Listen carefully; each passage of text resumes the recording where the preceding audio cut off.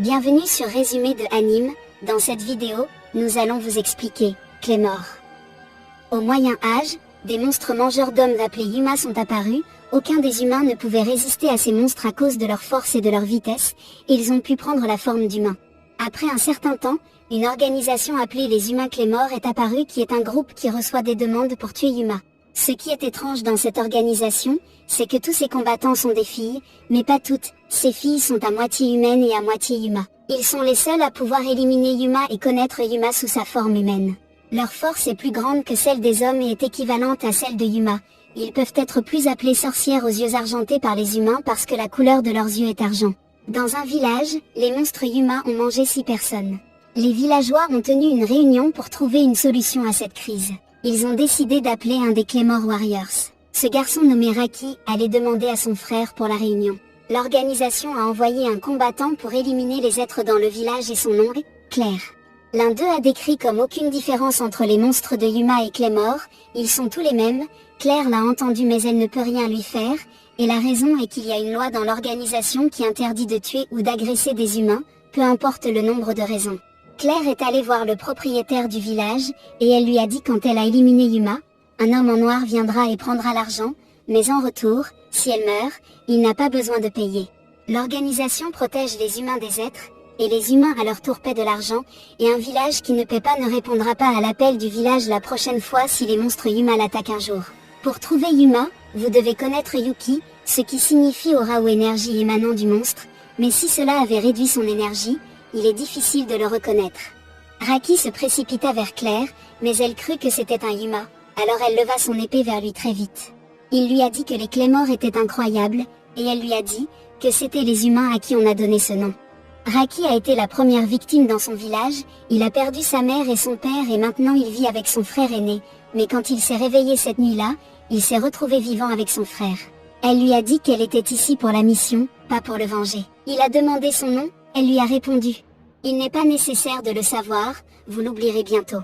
Raki est retourné à sa maison et a ouvert la porte, et a trouvé son oncle mort, donc c'était son frère qui l'a tué, puis il s'est transformé en une créature Yuma et a attaqué Raki. Claire a sauté du haut du toit de la maison et lui coupé la main, en utilisant les pouvoirs de Yuma, elle l'a facilement éliminé.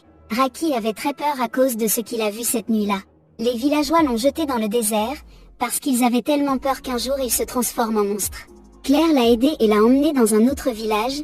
Quand il s'est réveillé du sommeil, il s'est précipité pour la chercher, et trouver un autre guerrier qui l'attendait en dehors du village.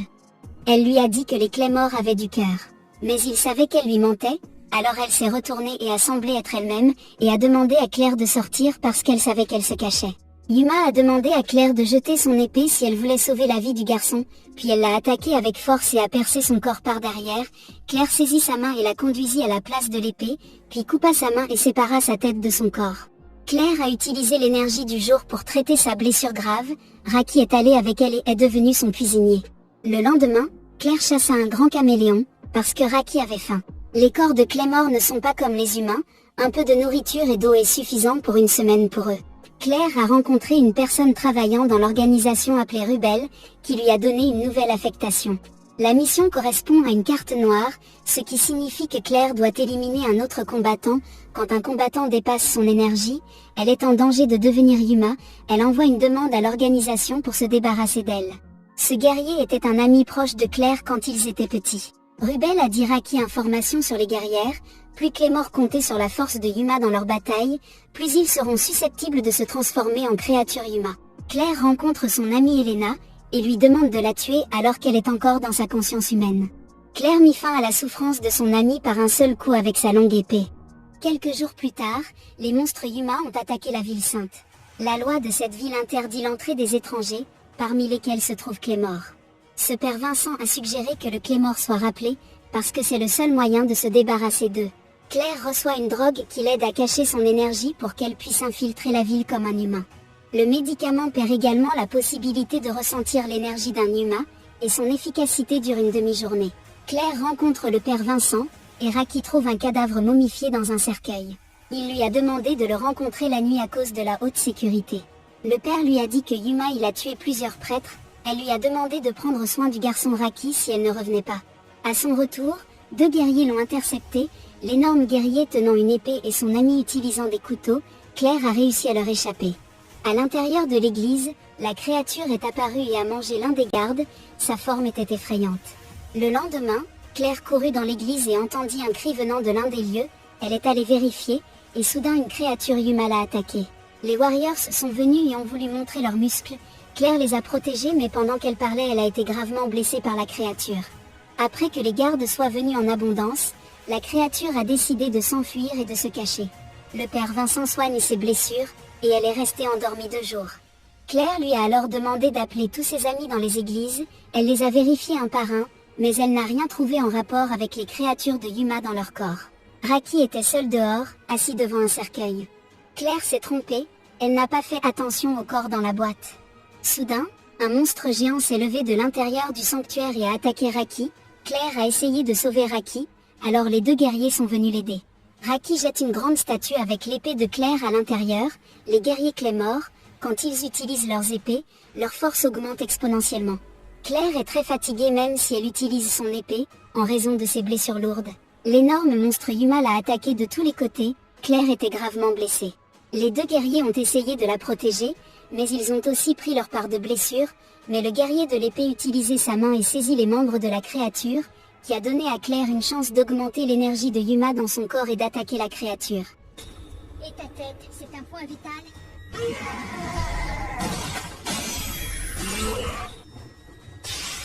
Claire a perdu le contrôle de son corps et ne pouvait plus revenir à la normale, alors elle leur a demandé de mettre fin à sa vie avant de se transformer en monstre. Mais Raki a refusé et faire un câlin et lui a dit que si elle voulait mourir, il mourrait aussi, et il ne pouvait pas vivre sans elle. Soudain, Claire réagit à ces paroles et libère une énergie étrange qui suffit à annuler les forces du Yuma en elle et à revenir à la normale. Les 2 guerriers donnèrent alors une épée à Raki et lui demandèrent de s'entraîner afin de protéger Claire. Il y a quelques années, cette guerrière de l'un des plus forts Claymore nommée Teresa, se classe numéro 1 en termes de force parmi toutes les guerrières de l'organisation. Teresa a rencontré l'un des dirigeants de l'organisation nommé Orsay, et il lui a demandé d'aller à la ville de Théo pour éliminer Yuma. La guerrière Teresa est surnommée celle avec le sourire pâle, parce qu'elle garde toujours ses expressions faciales souriantes, donc elle n'utilise pas l'énergie du Yuma quand elle se bat. Elle a éliminé 6 créatures et en a laissé une, elle l'a trouvée se cachant derrière une petite fille. Quand elle l'a tuée, la fille n'a pas bougé un muscle, et elle est restée là comme si de rien n'était. Les villageois lui ont dit qu'elle avait été avec une créature de Yuma, et ils ont trouvé beaucoup de bleu sur son dos, alors pour qu'elle ne puisse pas parler. La fille s'est approchée de Teresa et l'a attrapée, lui a donné des coups de pied et lui a dit de s'éloigner d'elle. La petite fille l'a poursuivie, bien qu'elle lui interdisait de le faire, un des bandits essaya de la toucher, Teresa, sans préambule, lui coupait la main. Le chef bandit a dit à ses combattants qu'il y a une loi dans l'organisation, qui interdit strictement Claymore de tuer ou d'attaquer des humains pour quelque raison que ce soit. Elle leur a dit que s'ils pensaient l'agresser physiquement, s'il vous plaît, allez. Alors elle a ouvert sa chemise, et ils ont été surpris par ce qu'ils ont vu sur son corps, même moi je n'ai pas compris ce qu'il y avait dedans. Le chef du secteur leur a demandé de partir, et la personne à qui on a coupé la main lui a promis sa vengeance. Teresa sautait d'un endroit très élevé, mais avec beaucoup de courage la jeune fille l'a suivie et tombée sur une souche d'arbre et s'évanouit. Teresa voulait partir, mais elle a renversé sa décision, alors elle a décidé de prendre soin d'elle pour ne pas avoir d'ennui. Teresa est allée à la pêche pour la fille, elle a souri et c'était la première fois qu'elle souriait à une personne, et même elle ne pouvait pas le croire.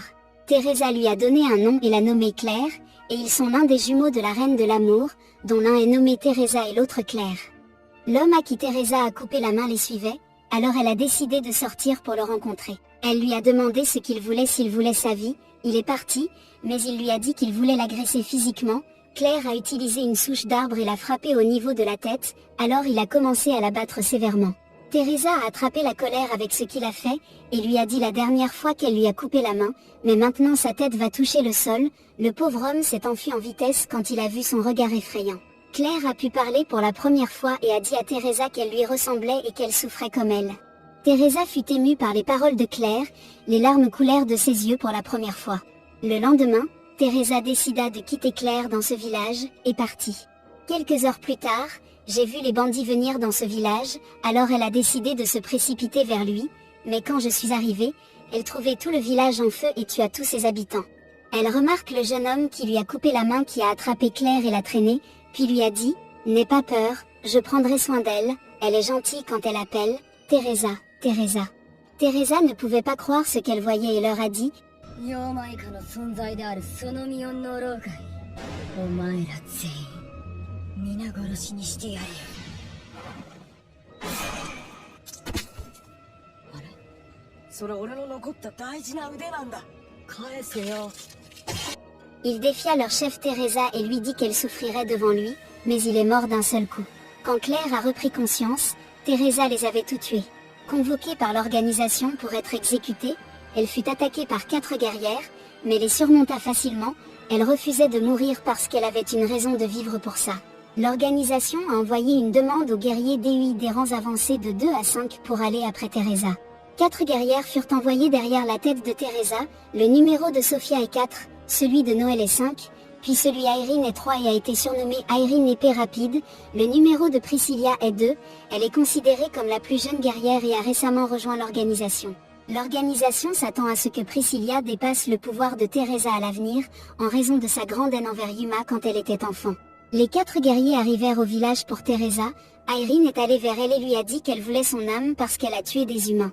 Elle a utilisé son habileté à l'épée rapide, mais Teresa est plus forte qu'elle. Quand elle sautait par la fenêtre, elle fut surprise par une force étrange à laquelle elle ne prêtait pas attention, c'était Priscilla.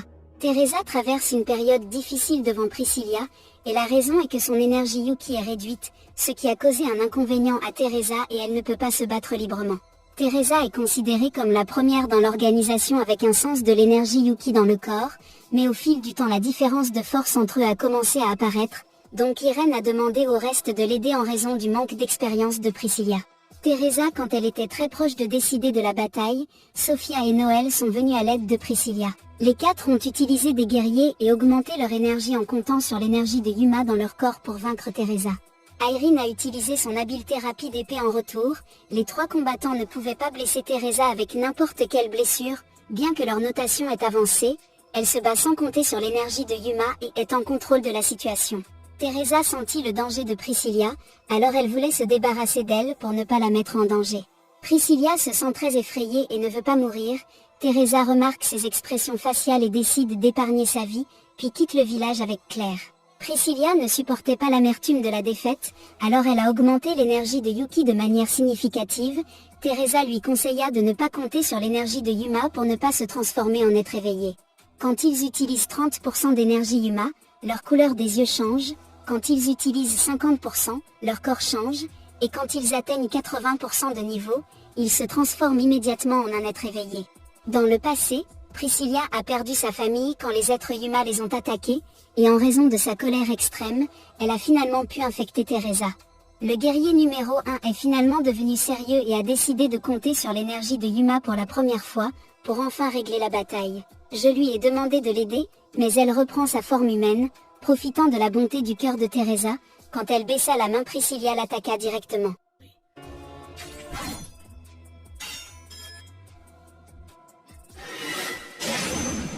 Ce fut une fin tragique au combat de Teresa, Priscilla transformée en Yuma ou plutôt ils sont appelés êtres éveillés. Irene a attaqué Priscilla après avoir réalisé la gravité de la situation, mais elle était faible devant son pouvoir écrasant de perdre sa main, Sophia et Noël voulaient l'aider, mais leur fin a été difficile. Elle achevait alors son attaque contre Irina et l'a vaincue, et puis se retourne vers Claire comme elle hésitait à le dire. « Je veux des tripes et de la chair. » Étrangement, elle n'a pas fait attention à elle et s'est envolée. Claire est devenue triste, et prit la tête de Teresa et la serra dans ses bras. Claire tient la tête de Teresa et remarque Rubel dans le village, elle lui demande de mettre le sang et la chair de Teresa dans son corps, pour qu'elle puisse se venger de Priscilla dans le futur. Merci d'avoir regardé, laissez-nous un like si vous avez apprécié et abonnez-vous pour plus.